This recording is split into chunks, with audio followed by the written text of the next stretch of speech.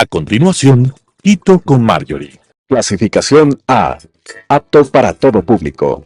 Las opiniones vertidas en este espacio por la producción y dirección del programa son de exclusiva responsabilidad de sus autores y de quienes intervienen en ellos.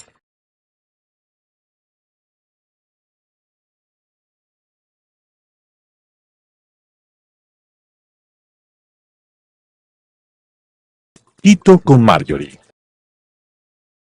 El día de hoy tenemos el honor de conversar con un gran amigo y colega con quien compartir la experiencia de representar a nuestros países en sus respectivos parlamentos. Me refiero a David Curzón Cerdas, exdiputado de la Asamblea Legislativa de Costa Rica, ingeniero civil de profesión y un apasionado por el desarrollo, la infraestructura y el bienestar de su nación. David ha trabajado en temas fundamentales como seguridad, infraestructura, turismo y desarrollo regional, y hoy nos acompaña para analizar no solo el reciente acuerdo comercial entre Ecuador y Costa Rica, sino también las oportunidades y desafíos que comparten nuestras naciones en temas estratégicos. David, qué gusto reencontrarnos y tenerte aquí en mi programa. Un gran gusto poder compartir esta oportunidad contigo para conversar sobre las relaciones entre nuestros países y las oportunidades que en el comercio internacional se dan luego de que entró a regir el Tratado de Libre Comercio entre Costa Rica y el Ecuador. Me parece que es una gran oportunidad para ambos países para crecer en el campo económico, comercial, y obviamente pues todo esto trae oportunidades en el campo cultural, turístico, ¿verdad? Entonces, en lo político también tenemos una gran comunicación con el Ecuador, y Costa Rica pues avanza a pasos lentos, pero ahí vamos. Sí, sin duda, un lindo país. Estuve hace años, espero volver pronto. David, el inicio de las negociaciones fueron el año 2022. El acuerdo se suscribió el 1 de marzo del 2023 en San José. Y luego la Asamblea Nacional finalmente aprobó la ratificación el 20 de febrero del 2024. Entró en vigencia el 1 de octubre del 2024.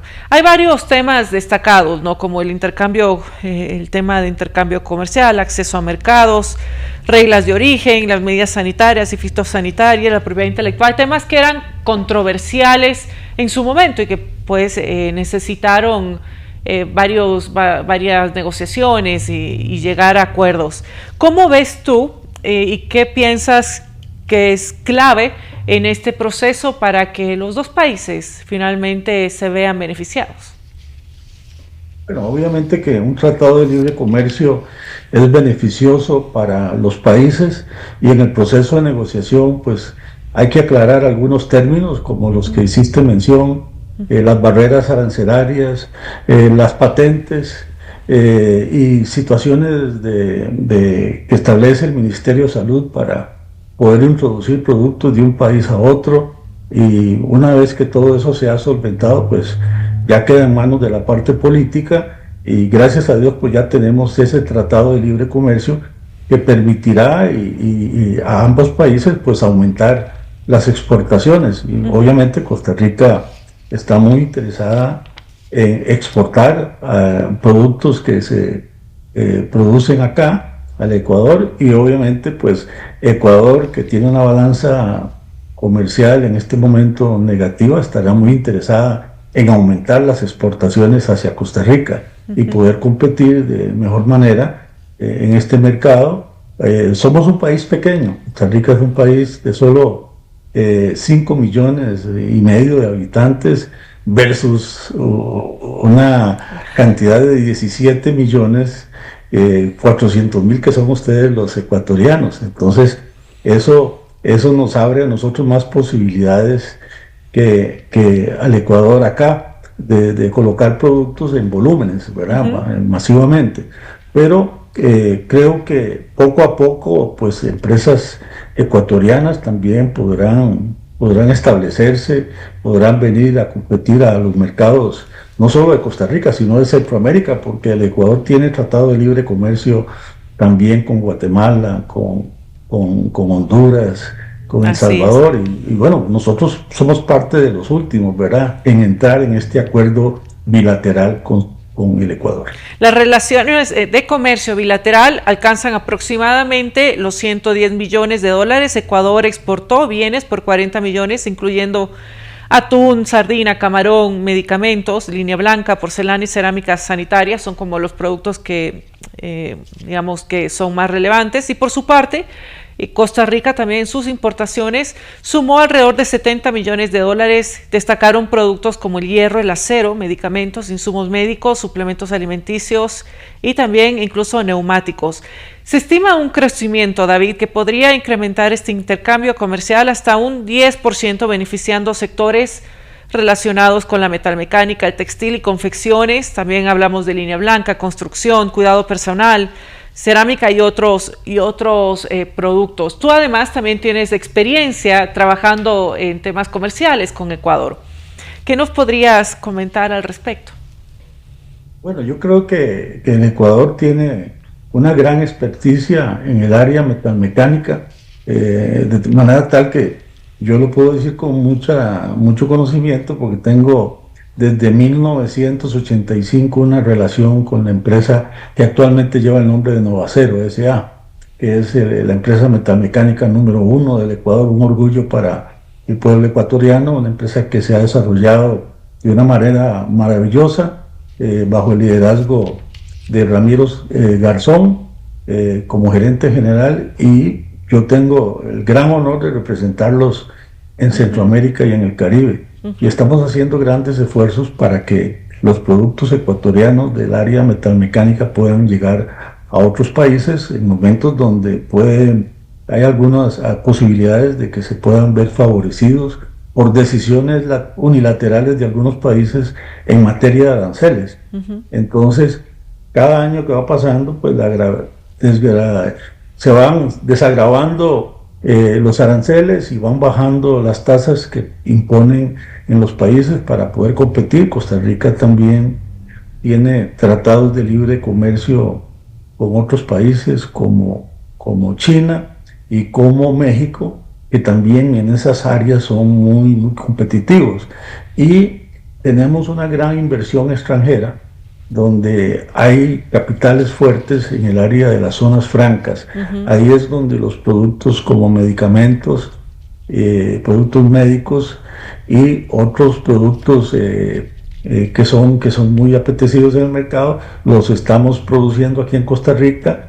Estamos también con el área de conductores eléctricos y entonces eso nos está posicionando bastante en el área de Sudamérica, en la parte internacional hacia los Estados Unidos. Entonces estamos exportando muchos productos médicos a nivel mundial, y Costa Rica dejó de ser un país productor de postres, de piña y de banano, que era lo que competíamos más con el Ecuador, ¿verdad?, en la producción de banano, y ahora lo que son productos especializados como los productos médicos son los que están ocupando principalmente los primeros lugares de exportaciones de Costa Rica. Tenemos mercados complementarios, ¿verdad? No. Así es, estamos invirtiendo mucho en educación. Costa Rica invierte más o menos casi que un 22% de su presupuesto nacional en educación, un 8% de su presupuesto nacional en universidades, y entonces eso ha hecho que podamos ofrecer un recurso humano para los inversionistas que vengan al país. No tenemos un ejército, que eso nos hace una diferencia con muchos países del mundo. Entonces esos porcentajes de inversión del presupuesto nacional los dirigimos hacia salud y hacia educación, y eso nos ha dado réditos muy importantes. Otro de los temas en los que también son una referencia a nivel mundial es el turismo. ¿Qué oportunidades existen para fortalecer la cooperación en turismo, infraestructura y comercio relacionada con el turismo? Bueno, yo veo que tenemos muchas cosas en común. Tenemos hasta fronteras comunes. La isla del Coco con la isla Galápagos, ¿verdad? Estamos a una distancia, estamos en el área del trópico.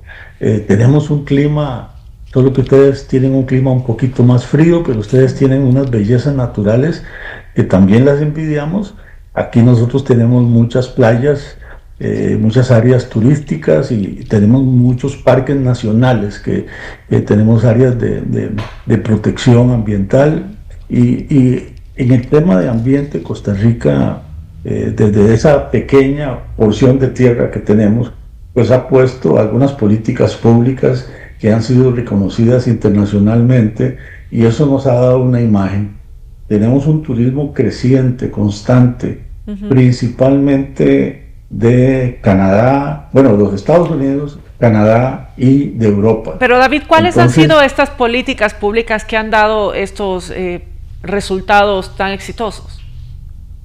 Bueno, se les ha dado algún tipo de facilidad a la inversión extranjera, están empezando a construir hoteles de 5, de 7 estrellas aquí en Costa Rica, pero también nosotros hemos protegido mucho el ambiente y eso hace que Costa Rica pues sea un sitio que llama la atención a muchos conservacionistas.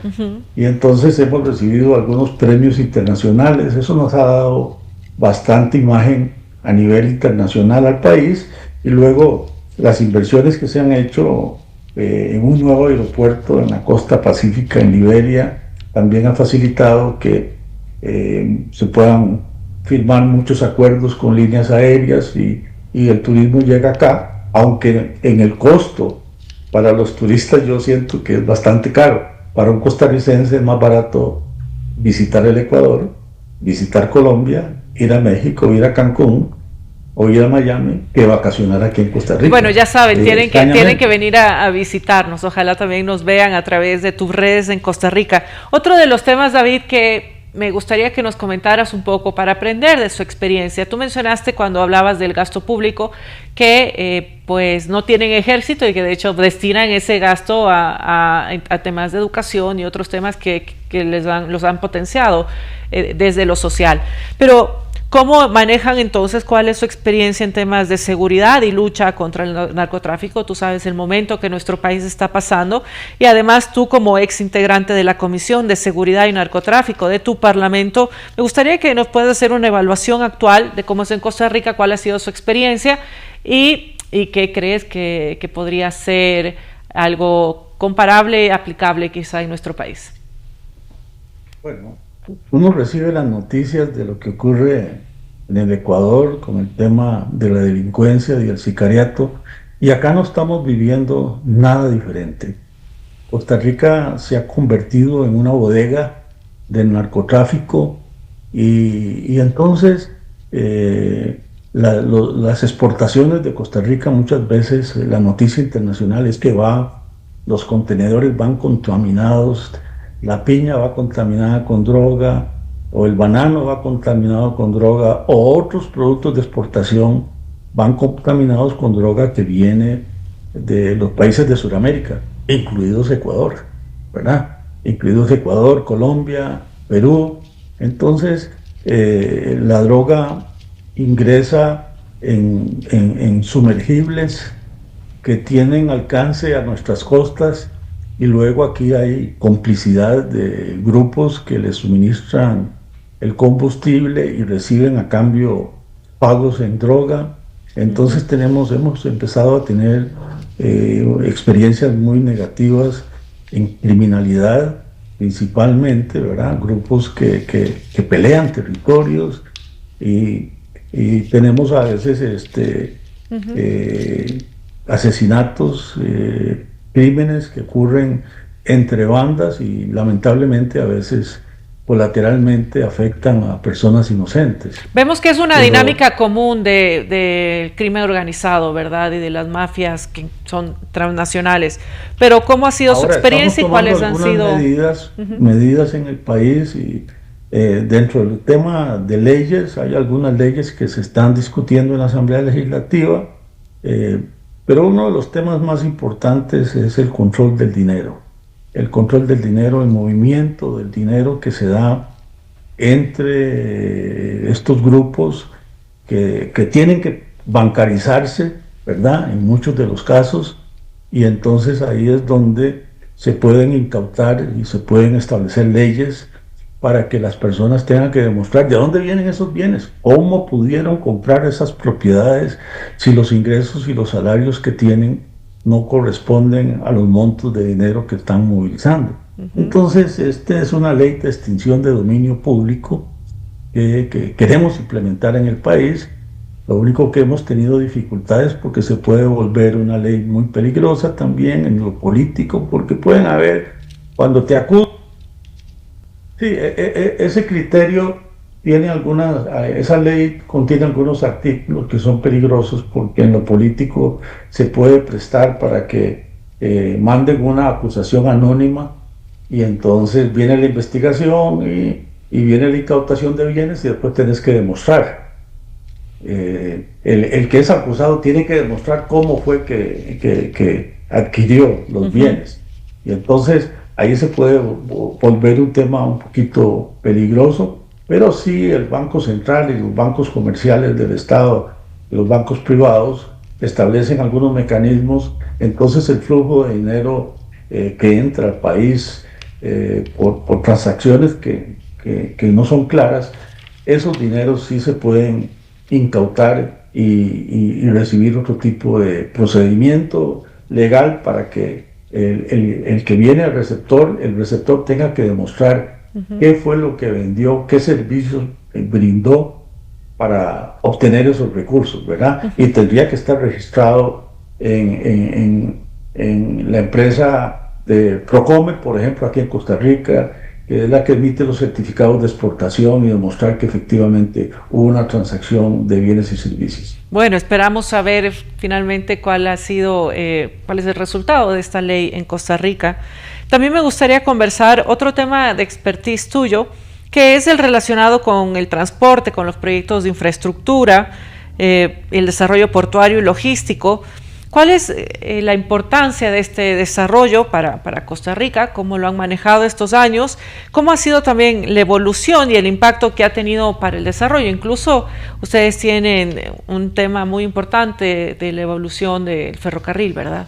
Sí tenemos el tema de los puertos. Tenemos obviamente en el Caribe, tenemos el puerto de Puerto Limón, y luego tenemos el puerto de Moín, donde la institución gubernamental Habdeba opera, pero también se desarrolló otro puerto con la empresa concesionaria APM Terminals, que es la que tiene el monopolio de la movilización de los contenedores. Y luego en el Pacífico también tenemos concesionado el puerto de Caldera. Entonces tenemos comercio internacional por los dos puertos, tanto el Pacífico como el Caribe, lo cual nos permite tener mayor comunicación con el comercio internacional de ambos lados del Canal de Panamá, del cual estamos muy cercanos, y obviamente que el ferrocarril es un tema que estamos valorando, las inversiones que hay que hacer para un ferrocarril eléctrico que retome todos los corredores que anteriormente estaban siendo utilizados para movilizar la carga. Hemos estado considerando la posibilidad de un canal seco aquí en Costa Rica, que pase del Caribe al Pacífico en 4 horas, con vías dobles de carretera y un nuevo puerto al norte, cerca de Nicaragua. Entonces, esos son inversiones muy, muy grandes, pero que se están valorando. Sí, en el lado del Caribe tenemos la posibilidad de la inversión del tren eléctrico de carga para facilitar el transporte desde la frontera de Nicaragua hasta el puerto de Moín, lo cual permitirá reducir las cargas en las carreteras nacionales. Otro tema, David, muy importante, me gustaría desde tu experiencia en la Comisión de Asuntos Hacendarios que conversemos un poco sobre las políticas económicas que han funcionado, que desde tu perspectiva crees que han funcionado en Costa Rica. ¿Cómo lograron en su momento ustedes enfrentar la crisis del post-pandemia? ¿Y qué modelos de desarrollo crees que podríamos decir que han tenido cierto éxito en Costa Rica que podrían ser un ejemplo para otros países de la región?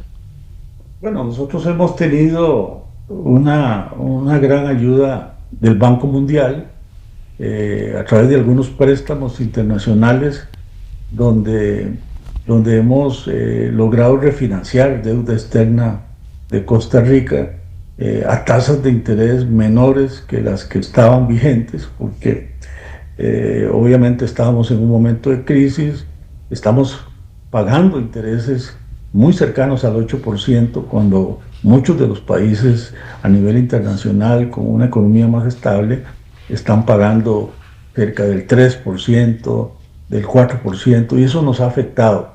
El país ha dejado, y el gobierno actual, que tiene ya 3 años, ha reducido la inversión social, lo cual ha creado un conflicto a nivel social y hemos visto retardar algunas de las inversiones en ese campo que han afectado los índices de pobreza, han afectado la parte del empleo público, y entonces ahí es donde estamos adoptando alguna medida. Yo considero que sí se ha manejado de una manera correcta, aunque se pudo haber postergado un poquito más el tema de pagar más de la deuda, pero ahora eso también nos ha obligado a que el Estado no ha estado pagando la seguridad social y ha puesto en riesgo los planes de pensiones. Entonces estamos en este debate interno en el país por acomodar las cifras y lograr que normalicemos la economía en el país, pero eso lo estamos haciendo porque Costa Rica también podemos destacar que en este momento tenemos un 4.8% de proyección de crecimiento económico. Enhorabuena. Entonces, por esas usted. Cifras son buenas. Enhorabuena, David. Muchas gracias por tu tiempo. Realmente ha sido un placer conversar contigo. Siempre es enriquecedor intercambiar ideas con alguien que no solo tiene la visión técnica de un ingeniero, sino también la sensibilidad política y social de un verdadero servidor público. Hoy hemos hablado del acuerdo comercial, de seguridad, de turismo, de infraestructura y sobre todo del camino que Ecuador y Costa Rica pueden recorrer juntos para fortalecer sus lazos y construir un futuro más próspero. Gracias por compartir tu experiencia y conocimientos con nosotros. Te pido un mensajito, un saludo muy cortito para todos aquí en Ecuador. Este tiempo es muy corto para haber ahondado en otros temas, pero me complace mucho dirigirme a todos los ecuatorianos deseándole muchos éxitos al país, y sabemos de que van para el balotaje. Ojalá que escojan a los mejores candidatos para que el futuro del pueblo ecuatoriano sea el más próspero y el más feliz. Muchas gracias, David. Un fuerte abrazo desde Ecuador. Amigas y amigos, soy Marjorie Chávez. Hasta la próxima semana.